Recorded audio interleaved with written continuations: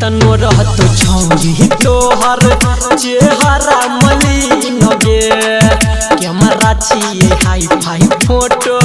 खींच देबौ क्लीन गे कहां साफ हवे छौ फिल्टर लगे भी तब न साफ तो खींचे के न लुइर छ फोटो कैमरा ले लकीन रे अपना तुमर जिसे खाली लई छ छोर सीन रे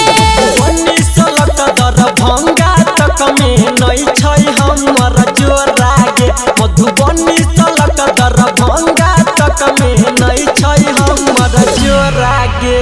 कैमरा